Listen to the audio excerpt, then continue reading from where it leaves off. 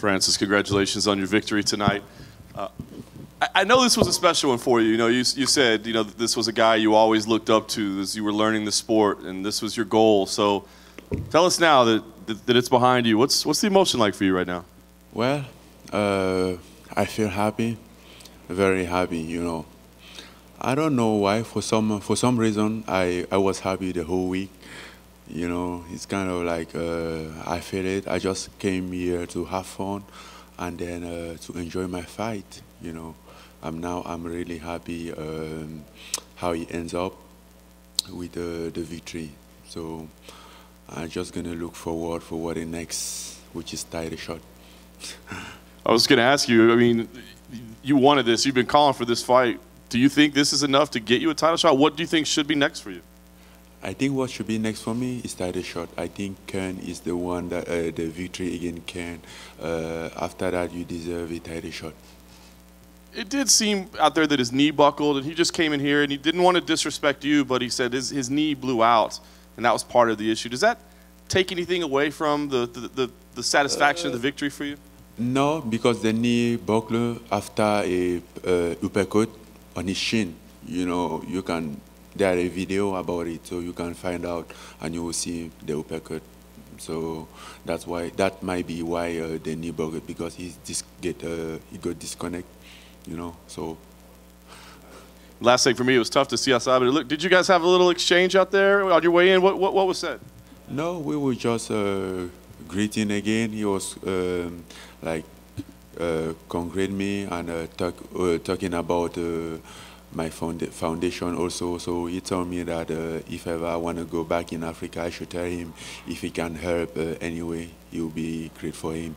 So he shared his experience that he was in Senegal 1 year ago with me. He said it was great, people was great there, so he would like to go back in Africa and then help. And then he also told me that he find out that he's had like 3% Africa. Francis, to your left here. Could you feel that uppercut land? Like, you know, it looked, when we looked at the replay, like you threw a short little uppercut there and his head snapped back. Could you feel it land like in your hand? Did you know you got him good? No, right away I couldn't feel it because I threw a bunch of punch. You know, someone who didn't touch him, and then when he fell, I knew that I heard him because the way he fell, you know, it was like he lay off for a second, you know, before and then I started hitting before the referee stopped the fight. You also threw a shot that, you know, he kind of ducked under, but it kind of grazed him on top of the head. Do you think that maybe hurt him a little bit and made him wobbly when you caught him with that one? No, that one didn't really hurt him, but the short uppercut was the one who had it, because right when in the fight, I couldn't see that, but I watched the video, and then you guys can also watch the video. So when the uppercut, that short one connect, he just fell right away. I think that's what hurt his knee. When you project, you say you want to get a title shot, and you look, obviously you had trouble with Stipe's wrestling, and you know Daniel's a wrestler as well. How do you know that you'll be able to change the outcome? Like, how will you change the outcome if you go up against Daniel or Stipe again? Just as a reminder, Ken was wrestler, Curtis Blaze was wrestler. There were a lot of wrestlers on my shadow, on my record, you know. So I deal with that, and then they always tried their wrestling, you know. And did you feel like confident going in, knowing his takedowns? I mean, did you feel like, hey, if in fact he did shoot, you would be able to stuff that takedown and keep the fight on the feet? Yes, you know, like my wrestling is not as good as his own, and then I'm not expected to have a wrestling like this guy that have wrestled for his entire life. But also I'm now getting more confidence because you know, I know that if we go to the ground, I'm gonna make it. You know, I have no doubt about it. I'm improving my ground game very well, and you're gonna have a chance to see it. So you have a fight where you don't even fight 30 seconds. So that gives you a chance to maybe come back and get another fight in. Would you want to do another fight? I was back already. I was back after Beijing. I was back. But I'm saying, would you, if DC fights somebody else for the title before you, say Brock Lesnar for the sake of argument, would you fight in the interim, or are you going to just wait for a shot? I'm now focused on the title shot.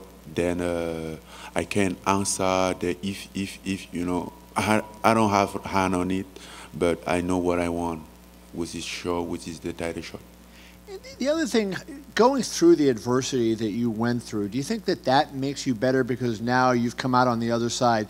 You were at the lowest point of your life, or of your professional career, not your life, but of your professional career, and you've come out and you've had back-to-back knockout wins in the first round. Do you think that you're a better fighter for having been through the experience of being beaten by Stipe and Derek Lewis? Yes, I do think that that brought me a lot, that taught me a lot, you know.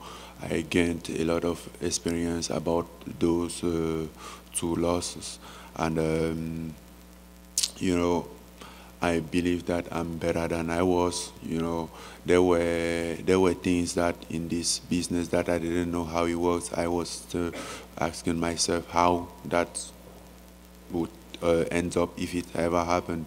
Then I've been through all that. I've been deep down, you know. Then I came back, you know. So I'm ready for, I know what exactly it takes to be a fighter. I'm here for it. I'm just on my way to start. Francis, right here. When you look at the finishing sequence, the end of the fight, the shot that you dropped him with, that uppercut, that short uppercut, there was almost no space there. So I just wonder, what is it about you that you can generate that kind of power in such a small area of space? I don't know.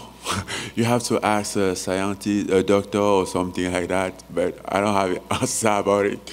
You know, like in the fight, you're just trying to do whatever you're going to do to get out of there, because he was getting closer, and I didn't want it to get closer. I just wanted to make a distance. The beginning of this week, you told us a really cool story about how when you first started this sport, you Googled, or you looked up on YouTube, UFC champion, and Cain Velasquez highlights came out. Does this win, and especially the way you did it so quickly, does this mean anything extra just because of sort of that, how long you've been looking at this man? You know, I'm here to make my own story, and I'm really happy to have this fight, to have this win, but I will not stay on it. I'm going to move forward. You know, it was a great win. It was a fight that I've been waiting for like 2 years, because I mentioned him after I fought Arlovsky. But I have to move forward. It's not a belt, it's not a title. I want the title, I want the belt. So unfortunately, he didn't have the belt. Well, hey, let's talk about moving forward. The champion is Daniel Cormier. I'm just curious, how do you feel like you match up with Daniel Cormier? What does a fight with you and Daniel look like? Well, I think he should come to avenge his teammate, and then I think that would be a good matchup. I'm gonna get that done as well. Do you have any prediction for that fight? Let's set it up first, then I'll give you a prediction. Fair enough. Congrats. Thank you.